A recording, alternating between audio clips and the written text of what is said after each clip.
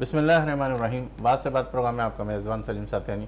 पाकिस्तान और पाकिस्तान से बाहर देखने वाले वो तमाम नाज़रीन जो इस वक्त हमारे इस प्रोग्राम को देख रहे हैं उन्हें खुशामदीद कहते हैं।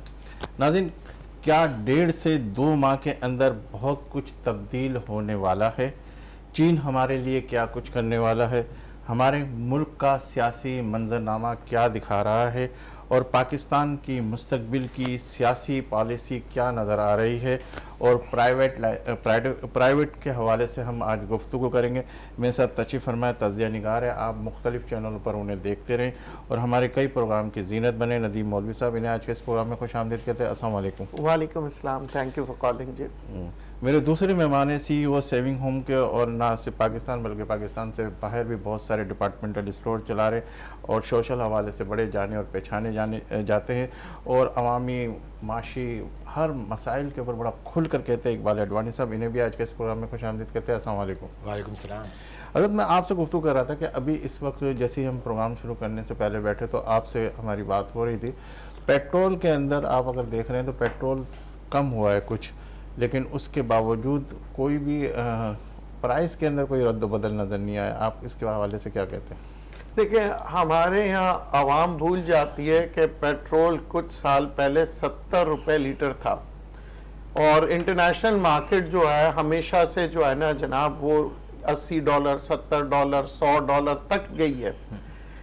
अब हम खुश क्यों होते हैं? क्योंकि 307 रुपये का जो पेट्रोल था वो कम होते होते हमने देखा जनाब अब तो इस लेवल पे आ गया कि 260 या 250 की बातें हो रही हैं। बहुत खुश, तालियां बज रही हैं, मगर हम माजी को अक्सर भूल जाते हैं। हम 307 को तो याद रख रहे हैं मगर हमने 70 रुपए को याद नहीं रखा। तो वो क्या मैकेनिज्म थी जनाब? हम बातें कर रहे होते हैं कि जनाब देखें पेट्रोल कम आ रहा है, पेट्रोल कीमत में कमी आ रही है। मुझे ये बताएं 307 रुपए से अभी जो पेट्रोल की कीमत कम हुई है, कौन से सनतकार ने अपनी चीज के ऊपर कीमतों में कमी की है? और जिस तेजी के साथ जितने भी ट्रांसपोर्टर जिन्होंने तेजी के साथ लेके गए कीमतें, क्या उसी तेजी के साथ आपने ट्रांसपोर्ट की कीमतों को नीचे जाते हुए देखा? मैंने तो नहीं देखा।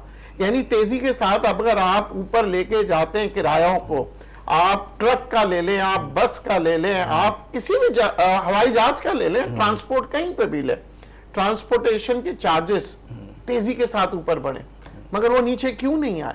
क्योंकि हमारे यहाँ ये बड़ा अच्छा एक तरीका होता है कि जनाब आप 100 रुपए की चीज को 200 रुपया कर दें और फिर 200 के बाद उसको 150 कर दे, अवाम आपको कभी नहीं कुछ कहेगी, तारीफ करेगी।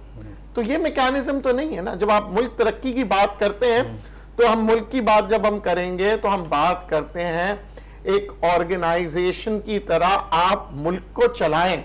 अगर हम ये कहते नहीं जनाब ये काम हमारा नहीं है, ये तो प्राइवेट के हवाले कर दें, वो काम हमारा नहीं है, देखिए ये बात नहीं। आज चीन तरक्की क्यों करता?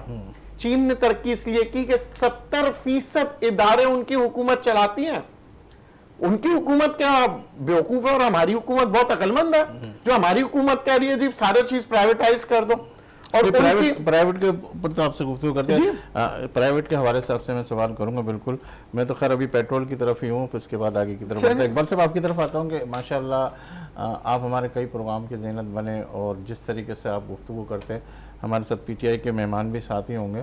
पहले मैं आपसे फ़लस्तीन के हवाले से सवाल कर लूँ कि इस वक्त जो फ़लस्तीन के हवाले से गज़ा के अंदर जो बमबारी हो रही है, जिस तरीके से वो हो रही है, इमदाद सही तरीके से नहीं पहुँच रही, तो क्या आप क्या समझते हैं कि हमारे मुल्क जो है या दूसरे ममालिक वो किस तरीके से इमदाद अच्छे आसानी के साथ पहुँचा सकते हैं उधर? देखिए, गवर्नमेंट के हवाले से तो नहीं कह सकता, प्राइवेटली लोग काफ़ी अपने हिसाब से कोशिश कर रहे हैं इमदाद पहुंचाने की, लेकिन उसकी नाकाबंदी ऐसे है कि कुछ पहुंच पा रहा है, कुछ नहीं पहुंच पा रहा। लेकिन अल्हम्दुलिल्लाह देखिए, आप एक चीज़ अगर फ़लस्तीन के अगर आप पूरे देखें जंग को, तो हमारे यहाँ फ़लस्तीन के हवाले से उस तरह डिबेट नहीं की जाती जिस तरह से लोगों को अवेयरनेस हो और उसमें उनका इंटरेस्ट बढ़े।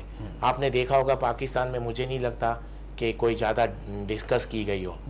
अब हम लोग सिर्फ एक ही बात कर रहे हैं जो बात सही है, लेकिन एक ही है, दूसरा रुख नहीं दिखा रहे।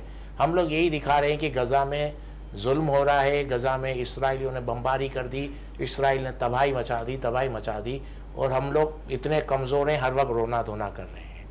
देखें, जो इसराइल ने जो बमबारी की, जो नुकसान पहुंचाया, वो बच्चों के ऊपर, औरतों के ऊपर और बुजुर्गों को, उन्होंने मिलिट्री लेवल पे क्या नुकसान पहुंचाया हमास को या हिजबुल्लाह को? कुछ भी नहीं। आज आपको मैं बताऊं कि ये बात हम नहीं कर रहे, हम एक ही तरफ से बात कर रहे हैं कि बस जुल्म हो रहा है। नो डाउट जुल्म हो रहा है, लेकिन सिर्फ बच्चों के ऊपर, औरतों के ऊपर। ये इनकी नाकामी है। आज ऐसे हालात चल रहे हैं कि आप मेरी बात को लिख लें, इसराइल सरवाइव नहीं कर पाएगा ये जंग, ये आप लिख लें। फ़लस्तीन की आज़ादी रोक ही नहीं सकता। ये जंग आज ख़त्म हो, 1 साल बाद ख़त्म हो या 10 साल बाद ख़त्म हो, फ़लस्तीन आज़ाद हो जाएगा। अगर हम देखें 1948 से इसराइल बच्चे, औरतों और बुजुर्गों पे तो जुल्म कर ही रहा है।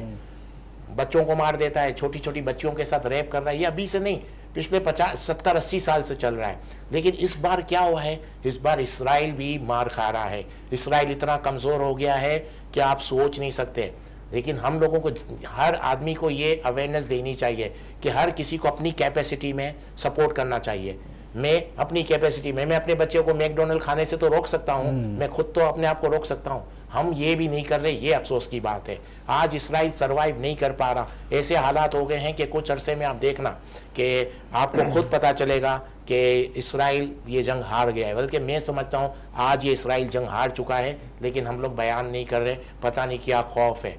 लेकिन ये सच्चाई है, क्योंकि इतने सालों से जुल्म तो इतने सालों से हो रहा था। इस बार पहली बार ऐसा हुआ है कि इसराइल कमज़ोर होता जा रहा है। एक और आपको एग्जांपल दूं, नेतन्याहू ने अभी 2 दिन पहले ही अपनी वॉर कैबिनेट को तोड़ दिया, क्योंकि उसके जो लोग हैं, वॉर कैबिनेट के लोग, उसकी आवाम उसको साथ देने के लिए तैयार नहीं है। पूरी दुनिया के अंदर आप देखें, यूरोप में कितने जुलूस जलसे निकल रहे हैं। 93 कंट्री ने आईसीसी की जो अभी मीटिंग हुई थी, जो इन्होंने डिक्लेयर कर दिया फ़लस्तीन की आज़ादी और इसराइल को बाउंड किया। और कितने मुल्कों ने, इसराइल के कितने मुल्कों ने, यूरोप के कितने मुल्कों ने इसका असला रोक दिए हैं इनकी। और एक चीज़ बताऊं, जितनी मल्टीनेशनल कंपनियां इसराइल में इन्वेस्टमेंट कर रही थी, वो सब जा रही हैं। कुछ अरसे बाद आप में इसराइल में कोई इन्वेस्टमेंट करने वाला नहीं होगा, खुद इसराइली, क्योंकि इसराइल के जो लोग हैं यहूदी, वो आके आबाद हुए हैं बाहर, वो सब अपने मुल्कों की तरफ जा रहे हैं जहाँ से आए हैं। आज की जंग चेंज हो गई है और अल्हम्दुलिल्लाह फ़लस्तीनियों की आज़ादी बहुत करीब है। ठीक है, आपसे गुफ्तगू करते कि जिस हवाले से आपसे गुफ्तगू हो रही थी कि इदारों के हवाले से अगर मैं आपसे बात करूं,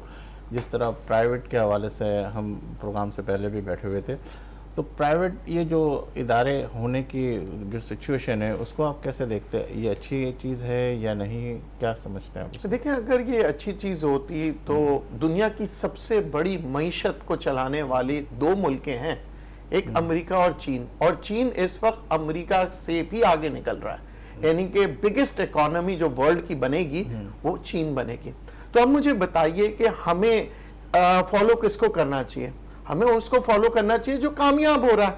हम चीन के दोस्त भी हैं, हम चीन के बड़े करीब भी हैं, तो हमें उनका जो फॉर्मूला है उसको अपनाना चाहिए। चीन ने क्या किया है? चीन ने किया है कि जनाब 70% इदारे जो सरकारी इदारे हैं उनके ऊपर उन्होंने फोकस दिया। उससे क्या होता है?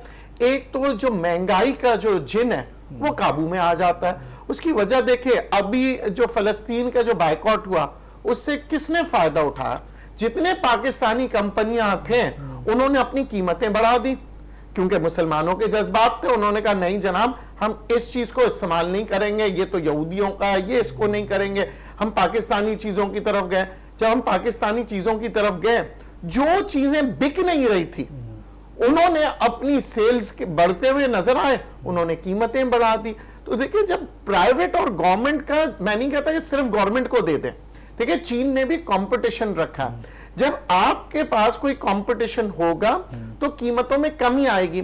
बहुत कहते हैं जनाब हमारा तो काम नहीं है, ये गवर्नमेंट का काम है। ये मैंने बात सुनी थी जब के इलेक्ट्रिक को प्राइवेटाइज किया जा रहा था और उस वक्त 7 रुपए 10 रुपए यूनिट था और तकरीबन 60% जो थी लाइन लॉसेस थे। लोग कहते थे भाई हटा दो, यहां से देखो कि प्राइवेट को दे दो कि हमारे पास बिजली जो है ना 24 घंटे होगी, न कीमतें बढ़ेंगी। और यहां देखो रोजाना 6 रुपए से 10 रुपए तक पहुंच गया, 12 रुपए तक पहुंच गया, दे दो, ये हुकूमत का काम नहीं है।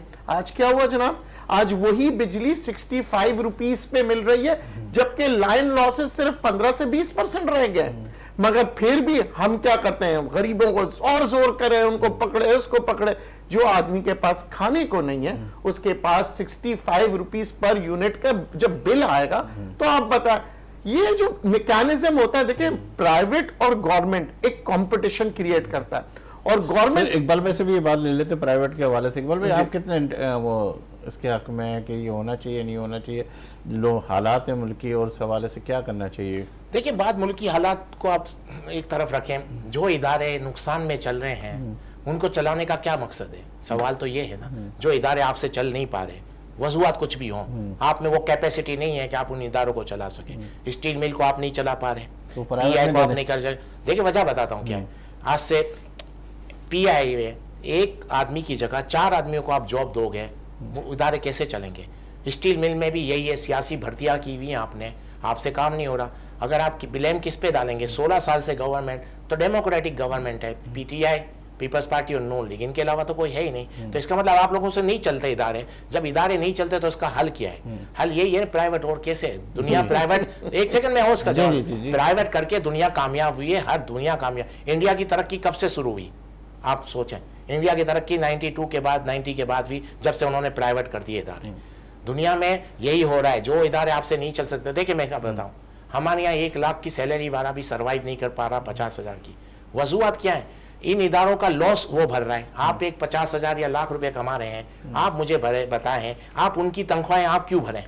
वो तनख्वाहें आपको टैक्स की सूरत में भरनी, तनख्वाह आप उनकी तनख्वाहें टैक्स की सूरत में आम आदमी दे रहा है। तो जब आपके इदारे में, आप इदारों में सही तरह से नहीं चला पा रहे, आप में कैपेसिटी नहीं है, पहले मान लें। मैं आपको एग्जांपल दूं, कितनी बैंकें थी जो लॉस करती थी पहले, बहुत लॉस करती थी, अब वो बैंकें क्यों प्रॉफिट कर रही हैं? जब से वो प्राइवेट हो गई, बैंकों ने लॉस कम हो गए, प्रॉफिट में आ गई, गवर्नमेंट को भी दे रहे हैं। इसी तरह क्योंकि हम में वो क्वालिटी नहीं है, हम में वो कैपेसिटी नहीं है कि हम प्राइवेट के बगैर चल सके, हम नहीं चला सकते। बाकी रहा चीन का, तो देखें चीन को आप कंपेरिजन, चीन की तरफ से जाते हैं पहले, लेकिन इनके जवाब ले लें भाई। ये तो कह रहे हैं कि बिल्कुल प्राइवेट जाना चाहिए। देखें, बात वही है कि मैं कहूं कि जनाब मुल्क नहीं चल रहा 70 सालों से, तो मुल्क भी हम प्राइवेट पे दे देते हैं। बात ये नहीं होती है, मुल्क नहीं, बैंक के हवाले से बड़ी अच्छी मिसाल, देखिए बैंक के हवाले से बड़ी अच्छी मिसालें दी पहले गवर्नमेंट। जी जी, माशाल्लाह बैंक ने इतना अच्छा काम किया। जब आपके मुल्क क्राइसिस में आ रहे थे तो आपके एलसीज नहीं खोल रहे थे, ये बैंकों ने आपको सपोर्ट नहीं किया था।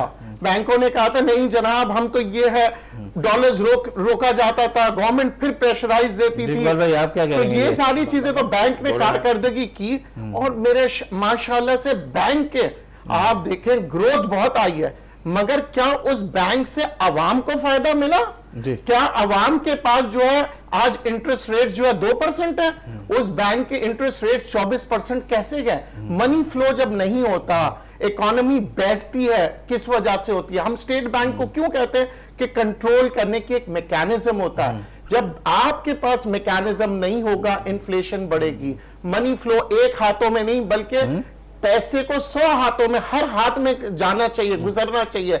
आप जब पैसे को ब्लॉक कर देते, चोक कर देते, कुछ अमीर आज भी 70 सालों में अमीर तर बन गए। पाकिस्तान में मुझे बताएं कितने नए मिलियनर्स बने, कितने नए बिलियनर्स बने। वही अमीर तर बनता है, वही अपनी मैकेनिज्म देता है, वही इदारों को लिए अब खरीद लेता है।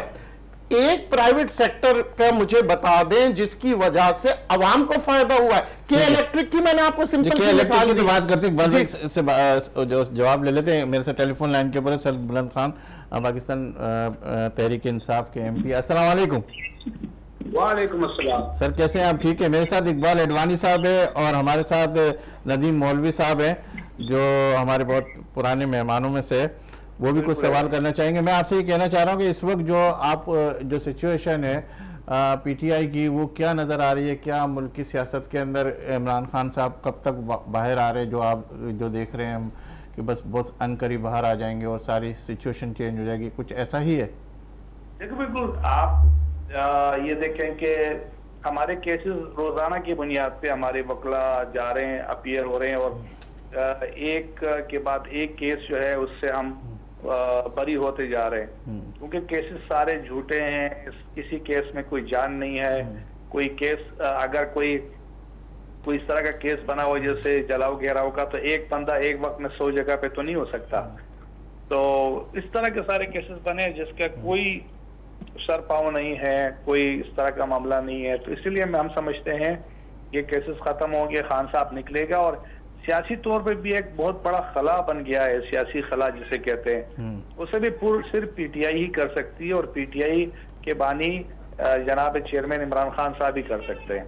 जी इकबाल साहब, आप क्या कहना चाहेंगे? ये कह रहे हैं कि अब इसका पाकिस्तान का हल जो है जी क्या कहते हैं सरबरान खान साहब, जरा मैं इकबाल साहब से वो सवाल ले लूँ कि कहते वो कह रहे हैं कि भाई इस वक्त जो है जो सिचुएशन है, जो मौजूदा हालात है, उसके अंदर सब इमरान खान ही है जो पाकिस्तान की बेहतरीन हालत को संवार सकते हैं, क्या कहेंगे? देखिए, खान साहब को भी 3.5-4 साल तो मिले ना।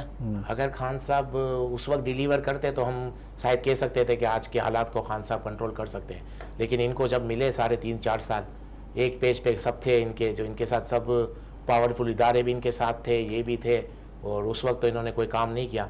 अगर आपको पता है तो मुझे बताएं, कोई उस वक्त कोई काम डिलीवर किया कोई ऐसा काम जो क्या कहते हैं इस हवाले से सरबरान खान साहब? देखिए, हमारे दौर में कोविड आ गया, उसके बाद इजी डूइंग बिजनेस हो गए, इंटरनेशनल नेशनल जितने भी हमारे बिजनेस के जो मॉनिटरिंग करते हैं, जो अदाद शुमार के हिसाब से देखते हैं, उन सब ने पाकिस्तान को दुनिया भर में सबसे बेस्ट करार दिया कि कोविड के दौरान जिस तरीके से हमने अपनी मईशत को संभाला, जिस तरीके से हमने मुश्किल हालात में फेस किया, स्टेबल किया मुल्क को। जब हम मुल्क को छोड़ के जा रहे थे तो 21 बिलियन डॉलर जो है हमारे पास रिजर्व थे, और डॉलर 150-160 के दरमियान था, आटा 50 रुपए का था, पेट्रोल 150 रुपए का था, यानी कि हर तरफ उस वक्त के हिसाब से बहुत स्टेबल थी। लेकिन पीडीएम ने जब रातों रात हमें गवर्नमेंट से निकाला और ये कह के निकाला कराची के लिए कोई ऐसा काम जो आपने किया हो तो जरा हमें बताएंगे ताकि हमारी नॉलेज। ग्रीन बस कराची को तहरीक इंसाफ ने दी। ग्रीन बस तो मेरा ख्याल है कि नवाज शरीफ के दौर के अंदर शुरू हुई थी, उन्होंने इफ्तिताह किया था, लेकिन ऐसे इफ्तिताह तो 2008 में नहीं, काफी हद तक 50-60% का प्रोजेक्ट भी K4 का प्रोजेक्ट पीपल्स पार्टी ने किया। आज उनके 15-17 साल हो गए, वो K4 का प्रोजेक्ट खत्म ही नहीं हो रहा। तो इफ्तिताह तो कई प्रोजेक्ट के होते हैं, लेकिन हमारे दौर में ये सारा पाया तकमील तक पहुंचे हैं। महमूदाबाद नाला है। अच्छा, ग्रीन लाइन के अलावा कोई ऐसा काम जो कराची के हवाले से हुआ हो जरा? कराची डेवलपमेंट की जितना भी नाजाबाद के फ्लाईओवर्स है, अंडर पासेस हैं, कराची के हर इजला के अंदर हमने 70-80 करोड़ रुपए के हर एनए की सतह पे हमने तरक्याती काम करवाए। कराची को हमने बहुत सारे प्रोजेक्ट 1100 अरब रुपए का था बनाया। नदीम साहब, आप बहुत ज्यादा। तो कराची की आवाम कह रही है, कराची की आवाम कह रही है कराची से सारे मसले खत्म हो चुके थे 8 फरवरी को, इसलिए तो आवाम ने वोट दिया हमें जी।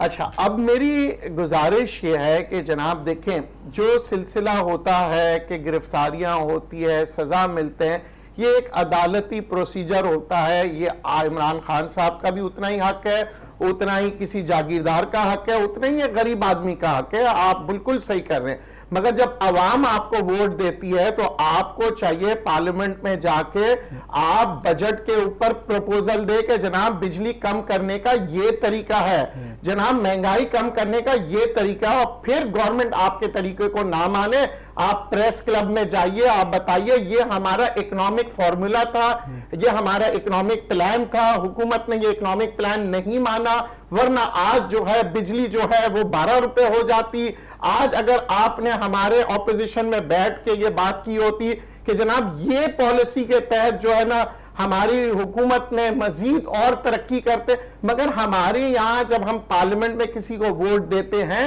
वो सिर्फ और सिर्फ यही बातें कर रहा है कि ये इदारा गलत, वो इदारा गलत।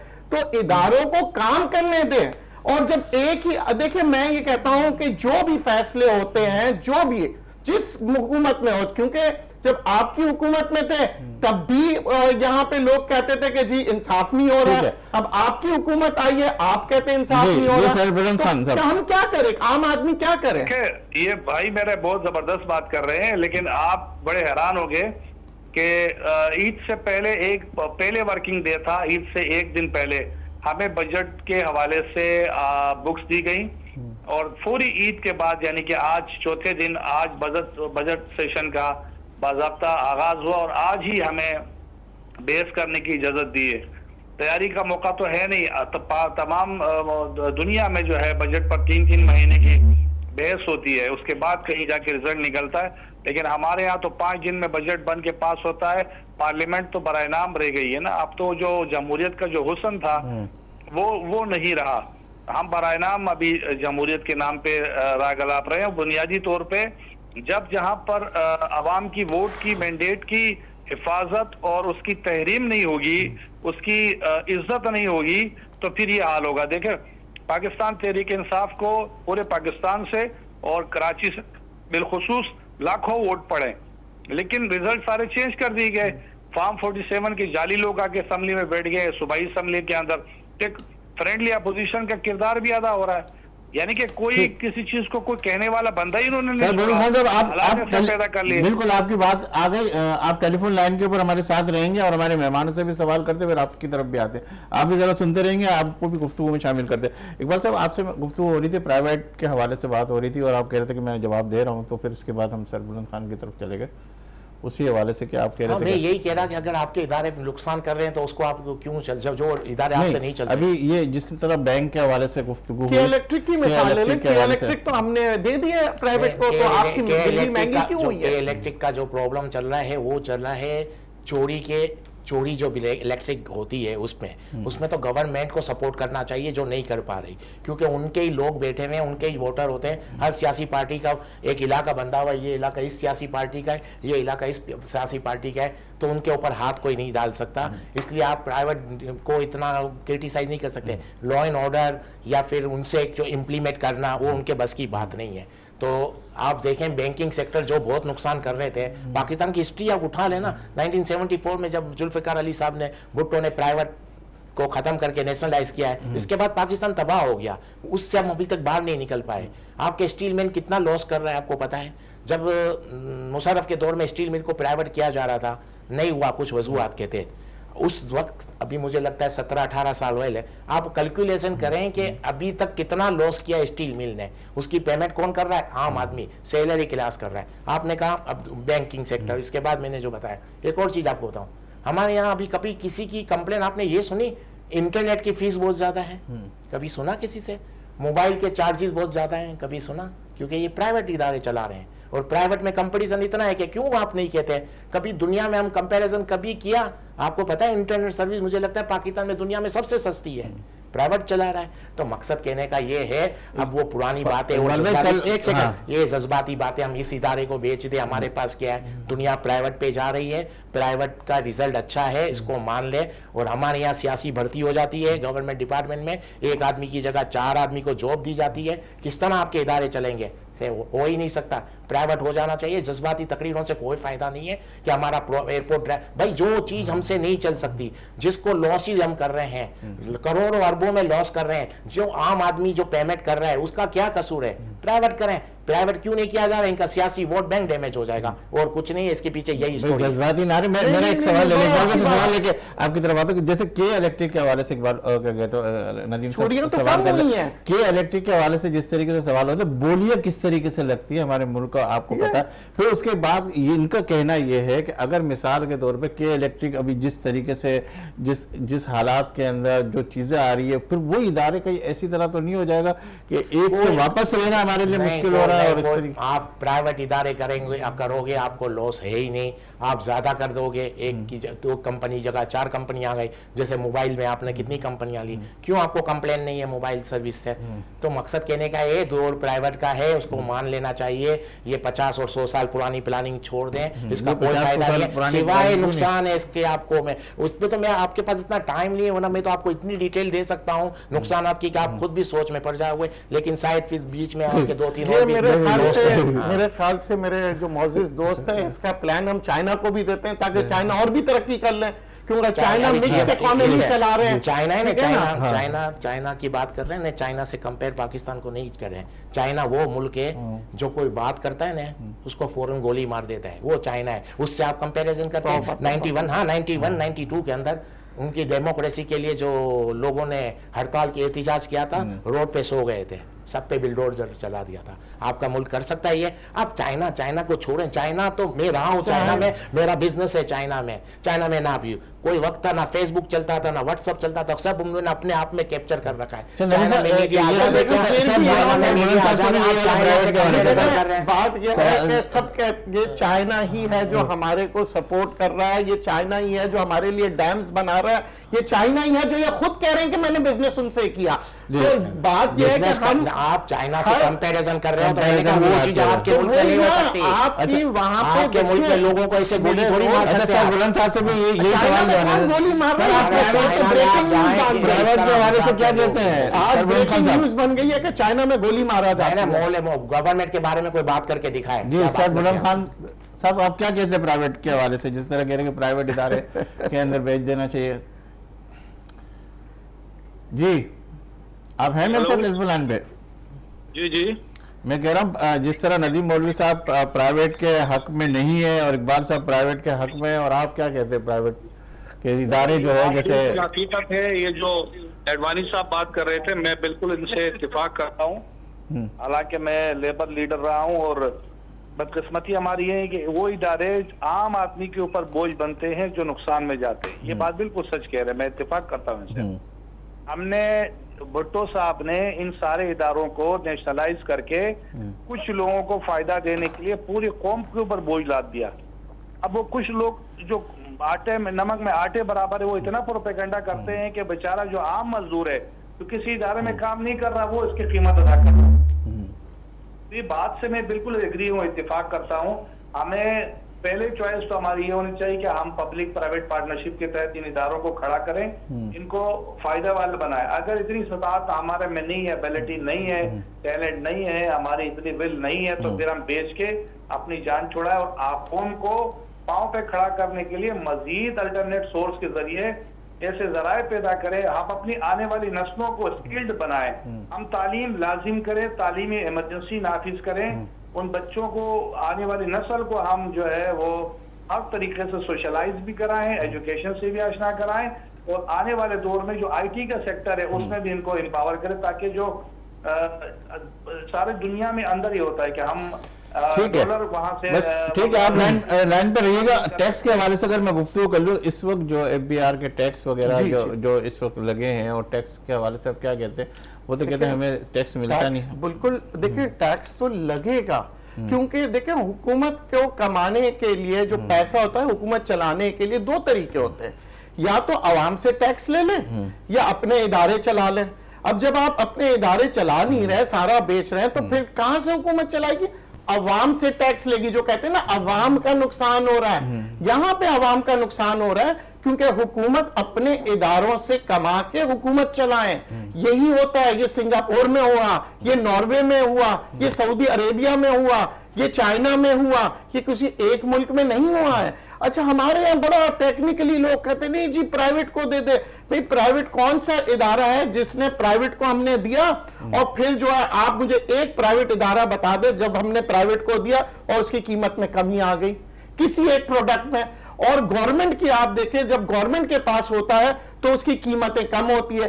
कहते हैं इदारा चलाना नहीं आता। OGDC, आज बर्तानिया की स्टॉक एक्सचेंज में OGDC है। OGDC भी तो गवर्नमेंट है। प्राइवेट एयरलाइन की अगर आप बात करते हैं, उनकी सर्विस की बात करते हैं, वो ऐसी जबरदस्त सर्विस देती है। अब ये जो अगर हम अब दो चीजें जा रहे हैं, जहाज के ऊपर भरोसा भी नहीं कर रहे। अगर हमारा हाथ खराब हो जाता है, हम इलाज कराएंगे या काटेंगे?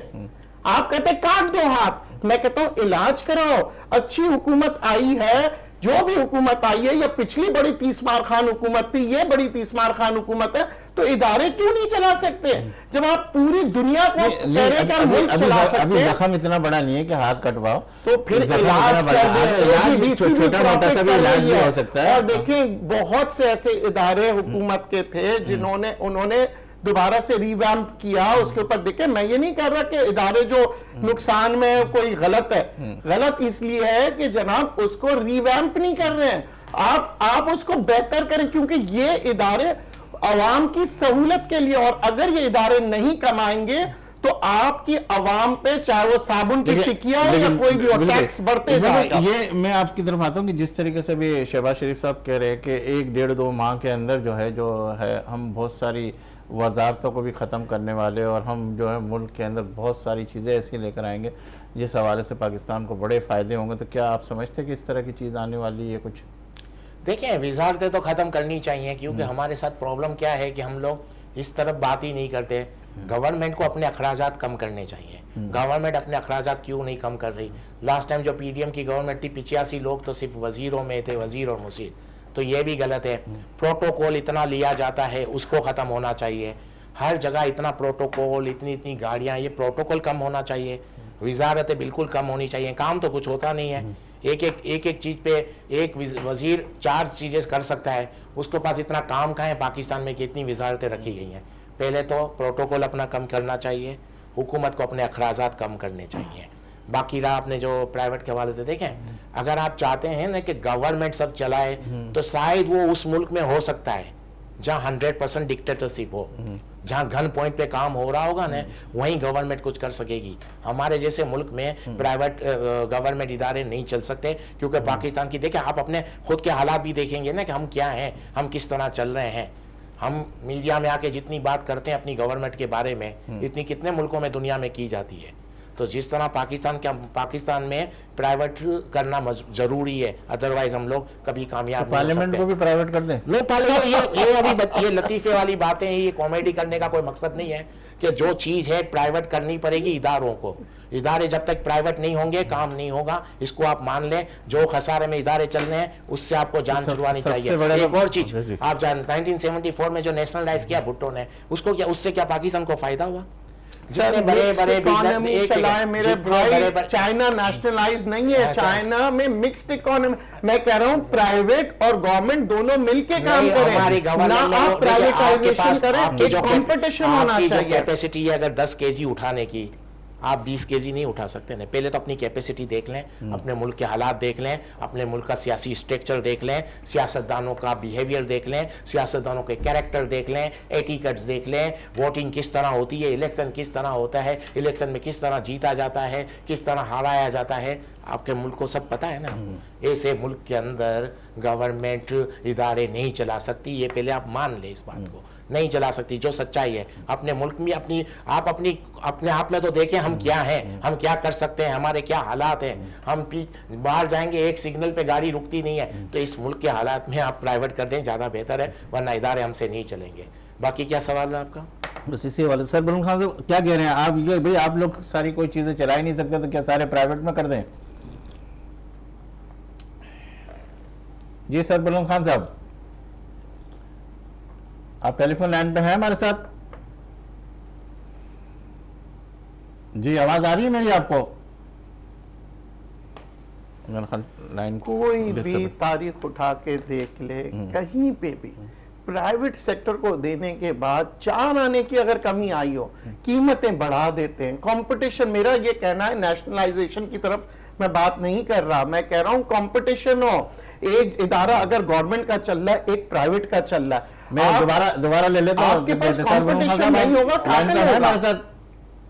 जी बिल्कुल आपके साथ लाइन। जी मैं ये कह रहा था कि जिस तरीके से इकबाल साहब कह रहे हैं कि भाई ये सारी चीजें जो सामने नजर आ रही है, अगर हुकूमत नहीं चला सकती तो सारी चीजें प्राइवेट को दे दे, तो फिर हुकूमत क्या करेगी?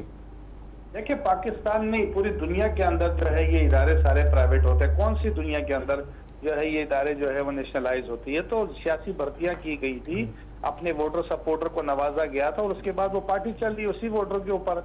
वही लोग पक्के हो गए, करोड़पति बन गए, उसके बच्चे उनके खानदान बन गए। वही इदारे के अंदर 100 जहाँ जगह थी वहाँ 1000-1000, 2-2000, 5-5000 लोग भर्ती किए। आज वो इदारा उनकी पे नहीं कर रहा, उसका इदारा है, उसका पे आप कर रहे हैं। एक रेडी वाला मजदूर कर रहा है, एक साइकिल चलाने वाला मजदूर कर रहा है, एक बाइक चलाने वाला मजदूर कर रहा है, आप शहरी कर रहा है उसको पे। इस बात को आप समझें।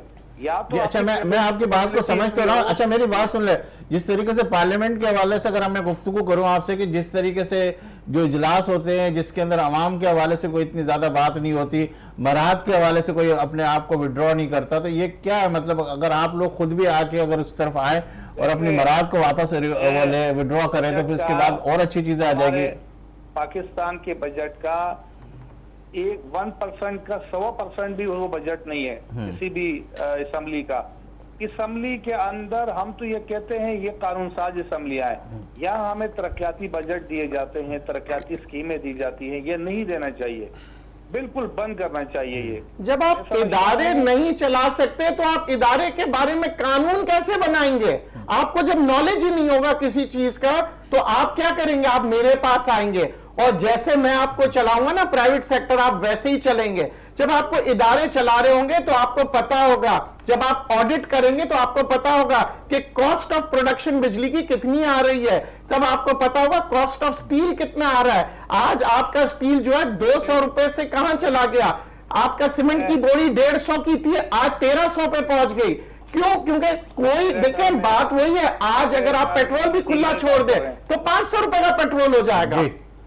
नहीं, मैं आपकी बात से एग्री करता हूं, लेकिन आपको ये समझना चाहिए, एक कॉम्पिटेंट जो आपका मिनिस्टर है, ऑनेस्ट है और काम को जानता है, वो बंदा ही आपको, अगर आप मुझे बताएं कि 1970 से लेकर या 60 से 70 में बात करूंगा, जो लोग असेंबली में मुसलसल वो और उनके औलादे, अब उनके पोते पड़पोते आ रहे हैं जी। अब तो चलो तालीम याफ्ता हो गए। हमारी असेंबली चली ऐसी है, शुरू में असेंबली हमारी पढ़ी लिखी है, इसको भी प्राइवेट कर दें। आई है, अच्छा, सारी लोग इस तरह हैं। अच्छा, आप मुशर्रफ के जमाने में जो असेंबली थी वो तालीम याफ्ता थी, ठीक है, वो इन्होंने कोई इंटर या कुछ तरह का रखा था, ग्रेजुएशन या जो भी रखा था उस टाइम पे, तो आप उस टाइम की क्या तब्दीली आई? असल चीज होती है वेल की होती है और कानून बनाना पड़ता है। अगर आप असेंबली के मेंबर्स को इन चीजों में उलझा के रखोगे कि वो अपने हल्के को संभाले, हल्के के आवाम के मसाइल हल करे, उनके गटर नाले और उनके सेवरेज और पानी सड़कें ठीक करे, तो फिर ये मुल्क कैसे ठीक? नहीं, एमएनए एमपीए का काम नहीं है गटर सही करना, सही, बिल्कुल सही कर, वो कानून साजी करते हैं, वो कानून साजी करते हैं। लेकिन यहाँ उलट है, यहाँ कौंसलर का काम एमएनए एमपीए से लिया जा रहा है, मांगा जा रहा है, दिया जा रहा है। ये चीजें बंद होनी चाहिए। मैं समझता हूँ कि जो भी मेंबर हैं वो सिर्फ और सिर्फ कानून साजी के लिए जाएं, ठीक है, साजी करें, आवाम के लिए आसानियां पैदा करें, आवाम की जिंदगी के अंदर आसानियां पैदा करें। बिजली कैसी सस्ती करनी चाहिए, गैस किस तरह हम अल्टरनेट जराये से ले सकते हैं, बिजली कैसे हम अल्टरनेट जराये से। 3.5 साल के अंदर जो आप रहे तो उसमें क्यों नहीं काम हुआ? इसको भी क्या कहते हैं, प्राइवेट कर दिया जाए पार्लियामेंट को। हमारे दौर का आप अंदाजा इससे करें कि सलीम साहब के हम जैसे ही हमारी गवर्नमेंट सीट से उतरी है, अगले दिन ही आपका डॉलर जो है 150 वाला डॉलर 300 रुपए पे और 150 रुपए वाला पेट्रोल 300 रुपए पे और 50 रुपए वाला आटा 150 रुपए पे नापेद हो गया। आज भी उस महंगाई का सैलाब के अंदर गरीब आदमी पिस रहा है, डूबा हुआ है। कैसे निकाला जाएगा? जो आप बोल रहे हैं यही नवाज शरीफ कहता था कि मैं 70 रुपए का पेट्रोल छोड़ के गया, मैं 100 रुपए का डॉलर छोड़ के गया, आपने 160 किया, दूसरे ने 300 किया, फिर वापस आए 200 250। भाई इसका मसले का हल कहाँ है? ठीक है, इकबाल भाई आपसे लेते हैं, मसले का हल क्या होना चाहिए? जी सरवरम साहब आप लाइन पर रहिएगा जी, इकबाल भाई से भी मसले का हल ले लेते हैं जी। देखिए मसले का हल सिंपल है, इम्प्लीमेंट करना पड़ेगा। देखिए आप बोल रहे हैं कि पेट्रोल 100 था 120 क्यों हो गया? महंगाई क्यों हुई? क्या आप खसारे में अपने इदारे चला रहे हो? आप उसको प्रॉफिट में नहीं ला सकते तो उसको बेच दो। आप अपने इदारे खसारे में चलाओगे, एक बाल्टी में आप 4 सुराख करोगे और पानी भरते रहोगे तो रिजल्ट क्या आएगा? आप उस बात को पहले माने, जो इदारे आपसे नहीं चल पा रहे, ये 25-30 साल वाली पुरानी बात है, आपसे नहीं चल पा रहे, आप रीजन कुछ भी है उसको छोड़ दें, आपके बस की बात नहीं है। पहले आप इदारे प्राइवेट करें तो ये जो खसारा है, जो नुकसान है, उसको तो कंट्रोल करें। पहली चीज तो महंगाई थोड़ी कंट्रोल हो जाएगी, टैक्स कम लगेंगे, इसको करें कंट्रोल पहले। दूसरा मसला, सबसे ज्यादा तवज्जो लॉ एंड ऑर्डर पे देनी पड़ेगी आपको। लॉ एंड ऑर्डर पे आप तवज्जो दोगे और अपनी करेंसी को डीवैल्यू नहीं होने दोगे। ये सब चीजें पहले प्राइवेट करें, इनको लॉस कम करें, फिर अपनी करेंसी को डीवैल्यू नहीं होने दें। और आप जब डीवैल्यू करेंसी नहीं होगी, लॉ एंड ऑर्डर आपका अच्छा होगा, आपके पास जो आपके खास ओवरसीज पाकिस्तानी हैं जो बाहर हैं, वो इन्वेस्टमेंट करने आ जाएंगे, जिससे आपको रोजगार जनरेट होगा, और रोजगार जनरेट होगा तो आपका लॉ एंड ऑर्डर भी बेहतर होगा। तो रोजगार कब जनरेट होगा? जब ये दो चीजों को करेंगे। आप खसारे में चलाते रहे हो, उसकी पेमेंट एक आम आदमी से ले रहे हो जिसका 50,000 सैलरी है। 50,000 सैलरी बहुत बड़ी है, इतनी मिलती नहीं है, उससे भी घर नहीं चल रहा। वजह क्या, आप एक बाल्टी में 4 सुराख करके बैठे हुए हो और बस हम नहीं होने देंगे, आपके बस की बात नहीं है, उसको पहले मान ले, ये इदारे हमसे नहीं चल सकते। ये बंद हुआ। लॉ एंड ऑर्डर आपको अच्छा करना पड़ेगा, लॉ एंड ऑर्डर अच्छा होगा, करेंसी डीवैल्यू रोकनी पड़ेगी, आपके पास फॉरेन इन्वेस्टर आएगा, बिजनेस आएगा। और सबसे बड़ी बात, हमारे यहाँ जो सबसे बड़ी प्रॉब्लम चल रही है, हमारे यहाँ जो लोकल बिजनेसमैन है उसको हम सपोर्ट नहीं करते, उनके लिए ऐसे हालात पैदा कर रहे हैं कि वो पाकिस्तान छोड़ के चले जाएं। एक कोई बड़ा बिजनेसमैन जो जरा कामयाब होता है, इसके पीछे एजेंसियां और इसके पीछे ये सब लग जाते हैं, दुनिया जितने महकमे हैं।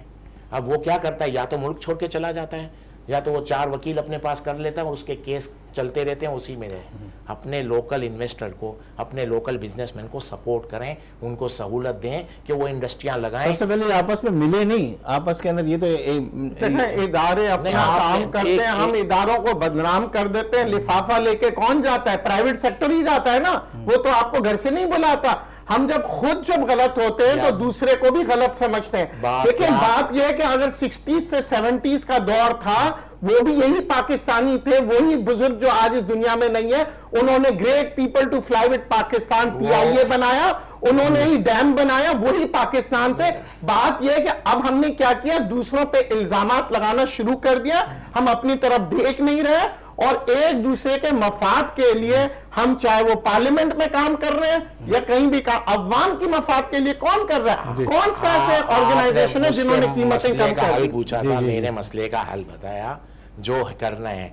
क्या वजू आते हैं वो, उस पर तो आपका पूरे 10 दिन निकल जाएंगे। अब रहा सवाल, देखें 60 से लेकर 70 का जो दौर था ना, जो 68-5, वो पाकिस्तान में डेमोक्रेसी नहीं थी, डिक्टेटरशिप थी, जो मैंने आपको पहले ही कहा था। अगर कुछ इम्प्लीमेंट आपको करवाने तो उस सूरत में होते हैं। अब रहा, देखें पाकिस्तान तो एक्चुअल जिसको हम पाकिस्तान कह रहे हैं 14 अगस्त को, वो तो बांग्लादेश और पाकिस्तान सब मिलके आज़ाद हुआ, तो वो तो ख़त्म हो गया है। एक्चुअल पाकिस्तान तो मैं तो समझता हूँ 1972 में बना है, 71 16 दिसंबर को। उसके बाद आ जाए ना आप, उस पाकिस्तान पे बात करते हैं ना अभी हम, क्योंकि वो तो खत्म हमने कर दिया, लड़ झगड़ के आधी से ज्यादा आबादी तो चली गई हमको छोड़ के, तो वो तो खत्म हुआ। इसके बाद हमने जब सबसे पहला काम किया 74 में, नेशनलाइज किए। वही जो मैं बिजनेसमैन का कह रहा था, मैसेज क्या दिया बिजनेसमैनों को कि आपके जो लोकल बिजनेसमैन है उनका बिजनेस भी सेफ नहीं है, वो चले गए दुनिया में, बाहर चले गए और तरक्की भी कर गई। इसके बाद पाकिस्तान में इन्वेस्टमेंट आना कम हो गई, क्योंकि जिस मुल्क में लोकल बिजनेसमैन सेफ नहीं है, बाहर से कोई नहीं आएगा। आज भी हम यही कर रहे हैं, लोकल बिजनेसमैन को इतना तंग कर रहे हैं कि वो बाहर जा रहे हैं, हमारे यहाँ अरबों डॉलर की इन्वेस्टमेंट बाहर जा रही है। उसकी वजह यही है।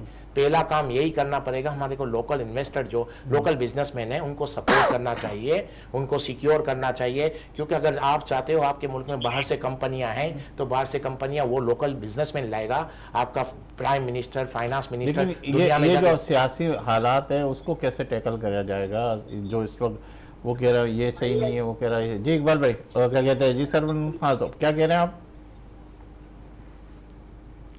जी हाँ, आवाज आ रही है आपको? जी जी आ रही है, बिल्कुल जी। हम भी ये समझते हैं जो एडवानी साहब कह रहे हैं, हम चाहते हैं, हम भी ये समझते हैं कि इदारों को आप मजीद नुकसान बर्दाश्त करने के काबिल नहीं है। फिर इस मुल्क पे जो पेंशनर हैं उनके लिए भी कोई अल्टरनेट वो सोचना पड़ेगा कि वो पेंशन्स जो जितने भी लोग ले रहे हैं उनको अल्टरनेट इसी तरीके से पैकेज या कुछ तरह मामला करना पड़ेगा कि जो हमारे बजट के ऊपर सबसे बड़ा जो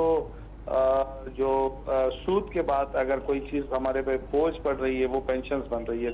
कम से कम 30 लाख पेंशनर्स हैं हमारे पास, उसको भी हमें देखना चाहिए, रिव्यू करना चाहिए कि वो पेंशनर्स को हम पैसा किसी और जराए से दें, उनके इन्वेस्टमेंट करें या कोई हम उनको प्लॉट लेके दें, इस तरह का मामला हो ताकि खजाने के ऊपर कम से कम बोझ हो। और ये आने वाला वक्त पीपल्स 2021 में बजट था 1400 अरब रुपए का 3 हुकूमत का, आज जो बजट पेश हुआ 3000 अरब रुपए का है।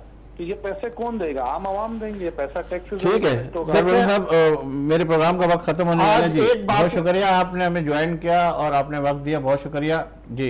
एक बात मैं कहूँ, बड़े हमारे काबिल दोस्त बहुत से लोग कहते हैं जी प्राइवेटाइज कर दें। आज एक डॉक्टर बनने में आप जो यूनिवर्सिटीज में जाते हैं 50 लाख रुपए खर्च होते हैं। आज गरीब का बच्चे के लिए तालीम मुश्किल हो गया है। आप खुदारा अपने इदारों को सही करें। ये बात नहीं है कि जनाब मैं नहीं कर सकता तो दे दूं। मुझे अपना घर खुद बनाना होगा, उसको बेहतर करना होगा, उसके गुड गवर्नेंस करना पड़ेगा। हम जो वोट दे रहे हैं, हम लीडर्स को देखें, अगर हम लीडर्स को वोट देते हैं ना, हम इसलिए नहीं देते कि वो सब कुछ बेच दें। और आज आप देख लें, चाहे सीमेंट महंगा, स्टील महंगा, तालीम महंगी, बिजली महंगा, ये क्या गवर्नमेंट की वजह से हुआ या प्राइवेट सेक्टर की वजह से? मुझे बताएं, डॉक्टर बन जाते हैं? एक मिनट रह मेरा। नहीं, मैं तो यही कह रहा हूं कि आपसे जो इदारे नहीं चलते, जो आपके बस की बात नहीं हो, आप कौन सी जिद पकड़ के बैठे हो, आपसे एक काम नहीं हो रहा तो आप नहीं करें वो काम, आपसे खसारा। आप देखिए, एक चीज बताऊं, ये जो पेमेंट कौन कर रहा है, सवाल ये है कौन पेमेंट कर रहा है? एक ऑटो चलाने वाला, रिक्शा चलाने वाला सुबह निकलता है, वो उसकी पेमेंट कर रहा है जो उस इदारे में काम कर रहा है। जो इदारा नुकसान में चल रहा है, उसकी तनख्वाह की कीमत वो जो सुबह ऑटो चला रहा है वो पेमेंट कर रहा है। एक बाइकिया चलाने वाला कर रहा है। तो ये कैसे हो सकता है? कब तक चलेगा? ये जुल्म नहीं है? वो इंसान नहीं है? आप जो जॉब कर रहे हैं उनकी इदारों में, जो इदारे लॉस में चल रहे हैं, उसकी तनख्वाहों का वो पेमेंट कर रहे हैं। जो छोटे छोटे आदमी जो समझे ना, कोई प्लम्बर है, कोई बाइकिया चला रहा है, कोई टैक्सी चला रहा है, कोई ऑटो, वो क्यों पेमेंट करें? और आपके पास ऑप्शन ही नहीं है, आपके पास वो क्वालिटी नहीं है, वो कैपेसिटी नहीं है कि आप उन इदारों को चला सके। तो उसका खसारा कौन देगा? क्यों देगा? बंद करें। इसमें तो मुझे लगता है डिबेट ही नहीं होनी चाहिए। इस पे तो डिबेट या डिस्कशन सिर्फ वही आदमी करे जो उसका बेनिफिशियरी हो, जो उसमें काम करके सैलरी उठा रहा हो। बाकी कोई बेनिफिशियरी, बाकी कोई कैसे बात करे? आपकी तनख्वाह आप तनख्वाह एक लिमिटेड तनख्वाह ले रहे हो, टैक्स आप अदा कर रहे हो, टैक्स की सूरत में उसकी तनख्वाह पेमेंट आप कर रहे हो। जो इदारा लॉस में चल रहा है, उस आदमी की पेमेंट आप क्यों कर रहे हो? सवाल ये है। ये तो इतना, इसमें कोई रॉकेट साइंस नहीं है, तो हर किसी को समझ आता है। मैं इनकी बात को 100% उस वक्त अग्री करूंगा जब 50 लाख का डॉक्टर नहीं बनेगा, जब 1200-1300 की बोरी सीमेंट की नहीं होगी, जब उसके बाद जब जितनी भी चीजें, जितने भी इदारों पे हम प्राइवेट पे बिजली की कीमत कब कम हो जाती, तो मैं कहता एक नहीं सारे इदारों को प्राइवेटाइज कर एक ही को टारगेट नहीं बनाना। हमने तो देखें बिजली को किया, तालीम को किया, इलेक्ट्रिक के अलावा भी बहुत सारे इदारे, जैसे अगर टेलीफोन के हवाले से हम बात करें तो जितनी कंपनी आई है सब में असेंबली में भी कंपटीशन के अंदर रेट फर्क आ रहा है, सब चीजें आ रही है।